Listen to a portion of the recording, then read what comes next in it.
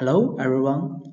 The title of my talk is Applying Reinforcement Learning to Develop Game AI in Netease Games. My name is Tangjie Liu.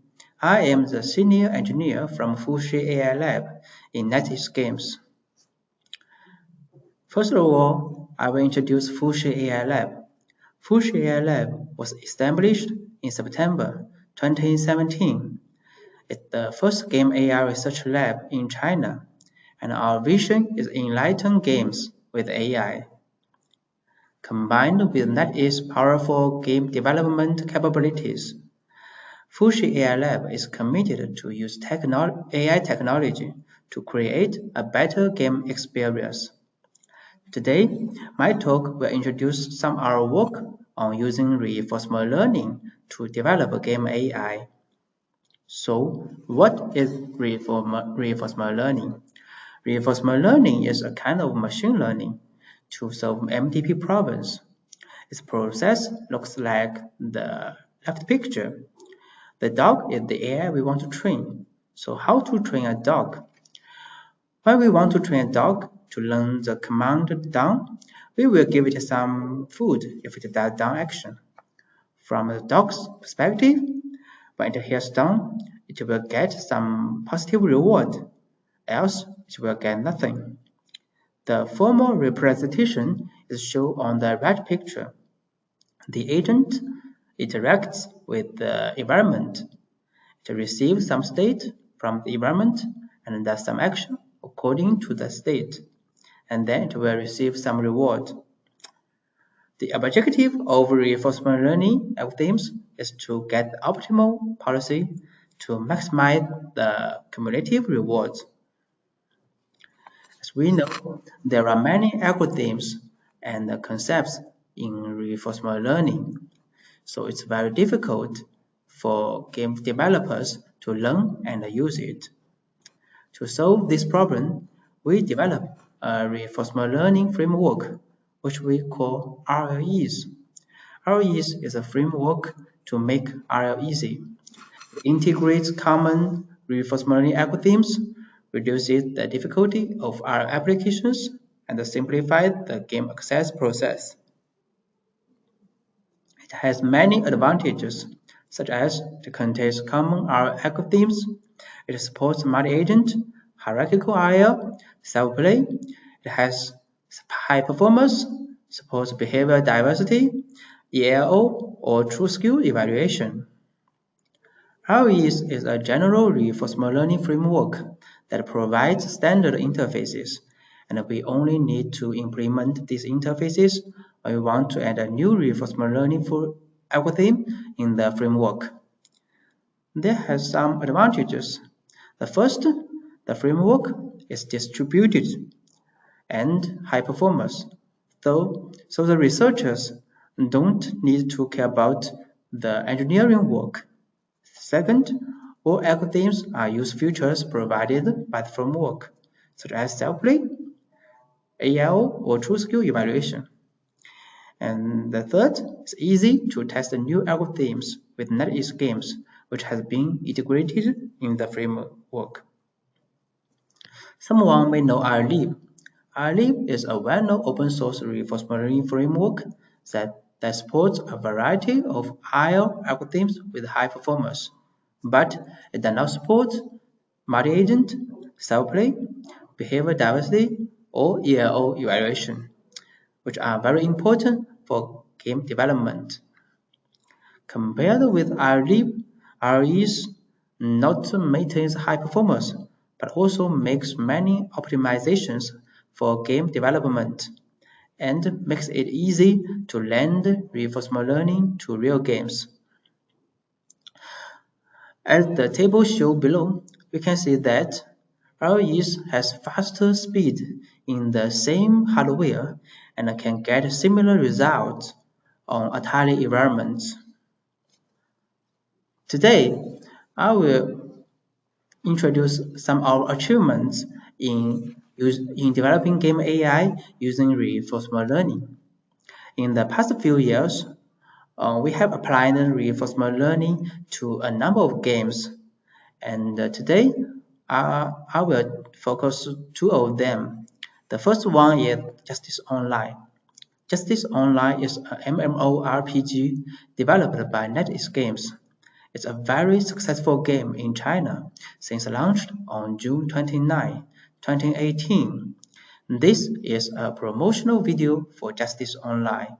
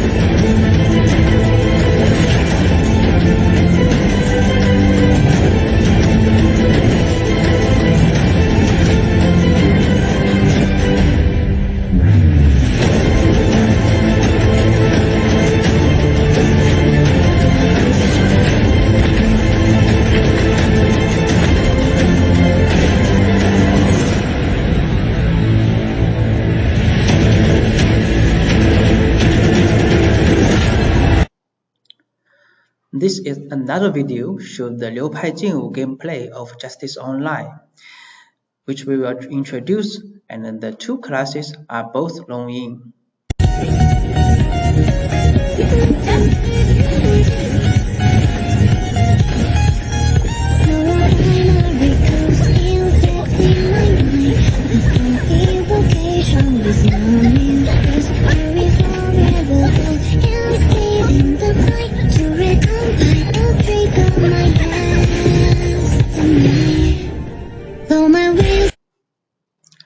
Okay, in this gameplay, human players challenge high-ranking players who may not be online, so ask AI to substitute for him. This is a 1v1 scene, and the game designers want us to meet these demands. First, the highest level AI should be strong enough. Second, we should provide different levels AI for different players. And third, the AI should have behavior diversity. Of course, there are traditional rule-based AI in Justice Online, but it's very hard to write a high-level AI with multiple behavior styles. So we try reinforcement learning to solve the problem and use Impala algorithm in REs. However, there are many difficulties in this gameplay. The first one is the AI's potential action space is very huge. Human player can choose 5 weapon skills from 8 and 5 class skills from 12 to use. There are about 40,000 combinations, and AI should cover all skill sets. The second, the gameplay's map is very big.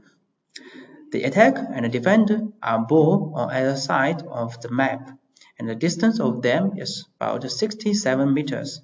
The agent can only move 1 meter at one step.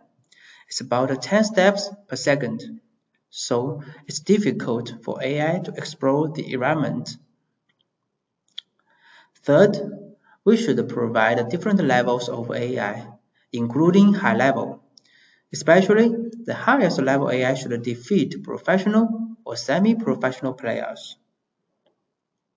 Fourth, the AI should have behavior diversity to enrich players' experience. Finally, the AI should cover cross-class battle. That means that the model can be used against different classes. When facing with a real game, if we want to use reinforcement learning to develop a game AI, the first important thing is to build a MDP model. In response to the difficulties mentioned just now, we have proposed some solutions in terms of modeling. The first one is how to deal with the huge action space. We use a 0-1 vector state to express equipped skills.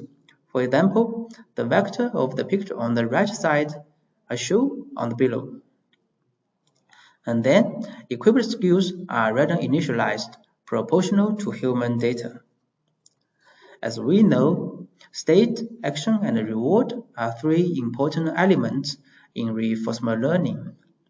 The state space of this gameplay contains position, status, equipped skills, legal actions, and other important informations. And the action space contains move, jump, and cast skills. And the reward contains the reward has two components, and the first one is the final result. It means win or lose. It's essential, but it's very sparse and only can be received at the end of the game. As we know, this is very difficult. It's very difficult for reinforcement learning algorithm if the problem's reward is very sparse. So we introduce a dense reward, which we call HPDIF between game frames. It's dense, effective, and make RL easy to learn. There are many combinations of actions, so we use two ways to improve exploration efficiency. The first one is use legal action at a mask layer just like the right-hand side network. The second, we introduce an action fair reward, which is a negative reward when the agent uses an illegal or unavailable action. These two methods accelerate training and improve the success rate of cast skills. Another problem is the representation of special states. In this gameplay, there may be more than one combat unit, such as battle pets, illusions. Besides, there are some creation skills, such as traps, terrain creations, or air swords. The common solution to solve the problem is to use the image at the import state. Of course, it's a good academic solution. However, if we use the image as the import state, we should need add convolution or ResNet technology, which will need a lot of GPU and computations. That will make game AI development very expensive.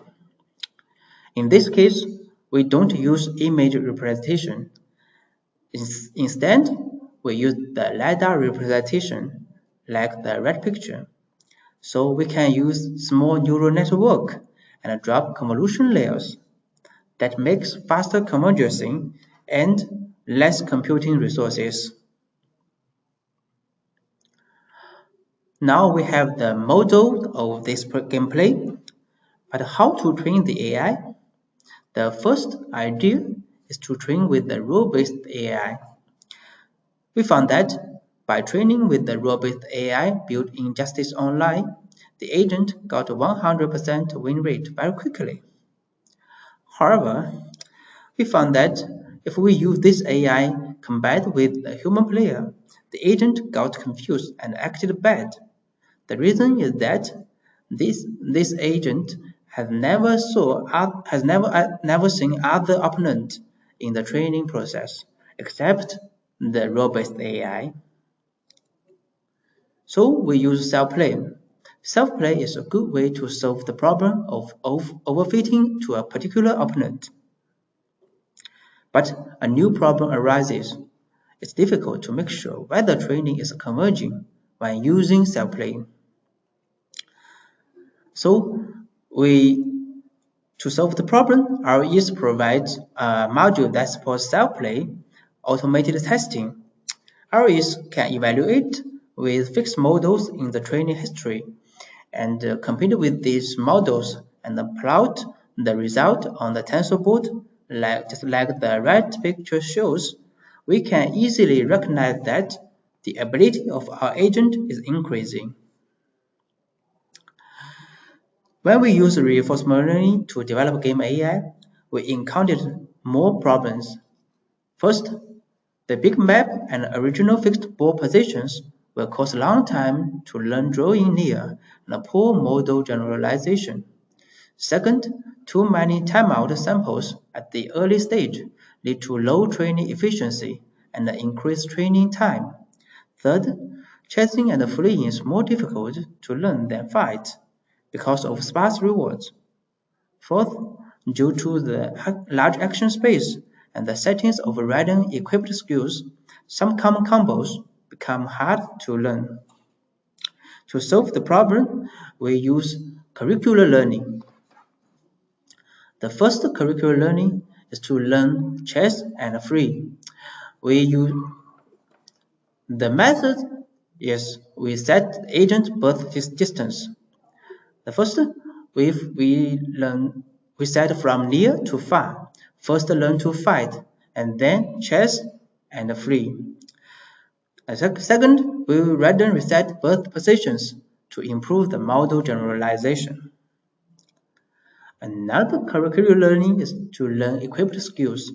We set from fixed to random, which accelerate learning process by starting from simple tasks.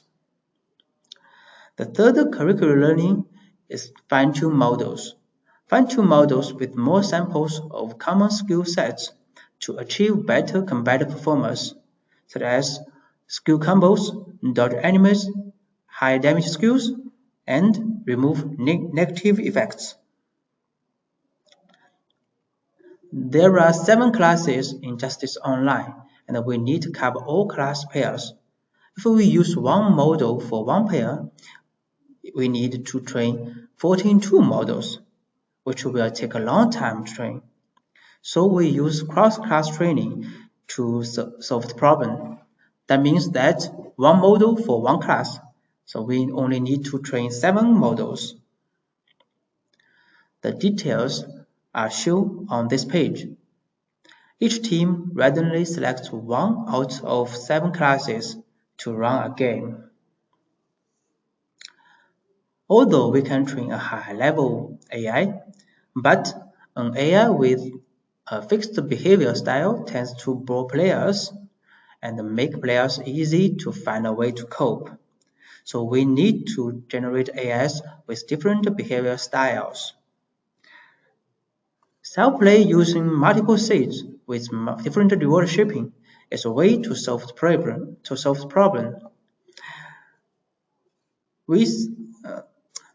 The detail I show on the right picture. We start a train with n groups. Each group has its own seed and a reward shaping function. During training, they put models into the same model buffer and select opponents from it. Using this method, we found that each group can train a high-level AI with different behavior styles. This page shows 3 behavioral styles of Shenxiang, including aggressive, balanced, and defensive. As we know, people have different levels, and game designers don't need an AI to defeat all the players. So we should provide different levels of AI. The method is that we first train the highest level AI and then use different difficulty parameters to imitate human actions. We use 3 dimensions to control AI's level. The first is agile, which means the frequency of cast skills. The second is accuracy, which means the random action rate. The third one is perception, which means that there is some noise in the input states. Now we have 3 dimensions, but how to compute the parameters of different levels of AI? We use an EL rating system. At the first step, generate all AI players with different parameters. The second, match opponents for each player according to the rank. The third, compute ELO changes according to the combat results. Fourth, update the leaderboard If not round finish, go step 1. Finally, output the leaderboard after reaching the max round. A table on the right shows we can see that with the increase of the difficulty control parameters, the ability of the AI decreases continuously.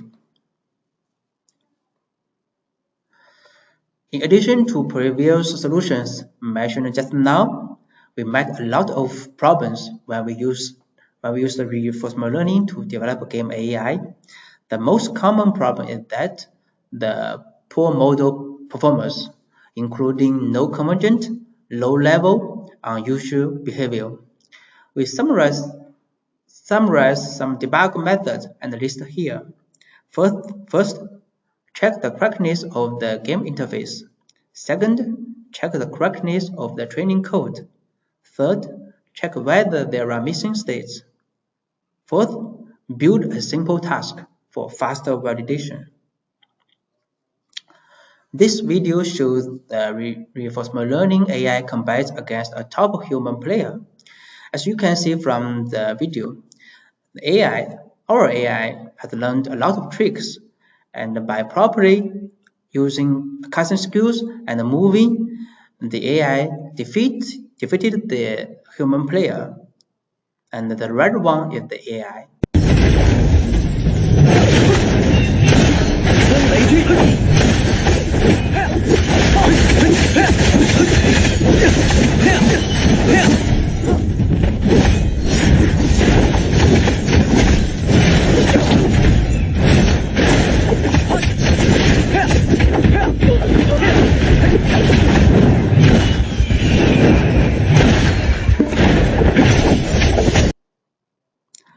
Since we deployed the AI service online, the peak TPS exceeds 8,000 and the daily request about 16 million.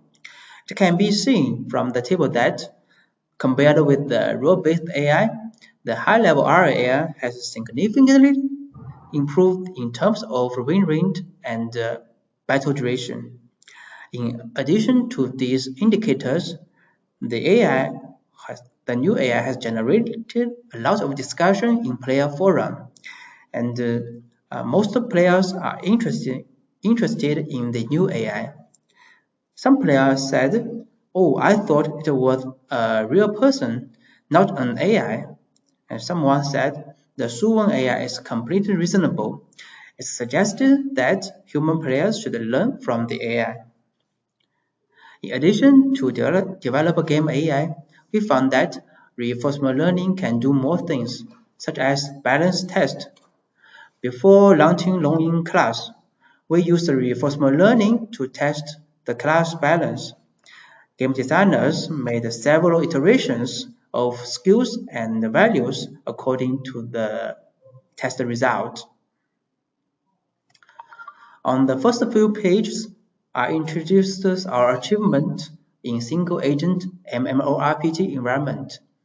And now I will introduce our work on the multi-agent sports game Fiber Basketball.